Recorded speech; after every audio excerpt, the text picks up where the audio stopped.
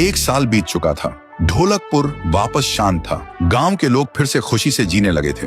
हर पूर्णिमा को लोग एक दिया जलाकर ठुन ठुन ठुन साहुर को याद करते थे। पर एक रात कुछ ऐसा हुआ जो फिर से सब कुछ बदल के रख दिया। लाशें फिर से मिलने लगी। हर 2 दिन बाद किसी न किसी के घर के सामने एक कटी हुई लाश पड़ी होती। गांव फिर से कांप उठा। एक दिन सब लोग महाराज के पास पहुंचते हैं और रो रो कर गांव की घटनाओं के बारे में बताते हैं। रात को महाराज 2 सेनापतियों से कहते हैं, जाओ और खोजो इस कांड के पीछे कौन है। लेकिन सुबह सिर्फ उनकी लाशें लौट कर आईं। एक का सिर था ही नहीं, दूसरे के पैर कट चुके थे।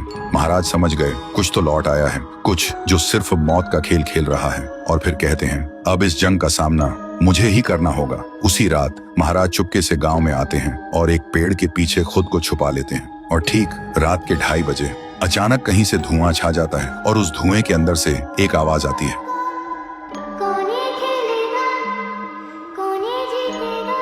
और फिर धुएं के बीच से निकलती है एक गुड़िया, गोल आंखें, एक बेजान सी मुस्कान, लेकिन चेहरा मौत का पैगाम।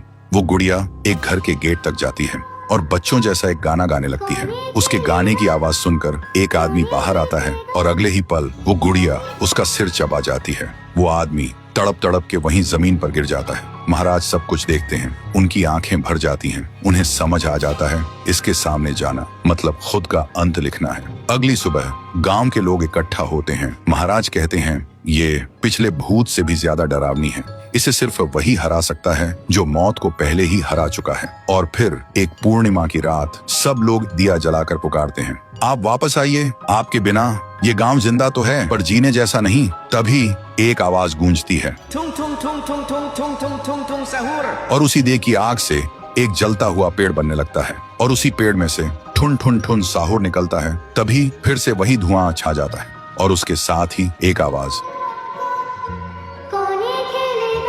सब लोग घुटनों के बल गिर जाते हैं और कांपती आवाज में बोलते हैं, हमें बचाइए, वो आ गई है। ठुन ठुन ठुन साहुर एक जोरदार जंप करता है और सीधा उस धुएं में घुस जाता है और शुरू होती है एक आखिरी जंग। ठुन ठुन ठुन साहुर और गुड़िया की। जमीन कांपने लगती है, आसमान से बिजली गिरती है और जब धुआं हटता है तो दिखाई देता है गुड़िया बिखर चुकी थी। हाथ अलग, सिर अलग, पैर अलग। और तब से गांव में फिर से एक नई सुबह हुई।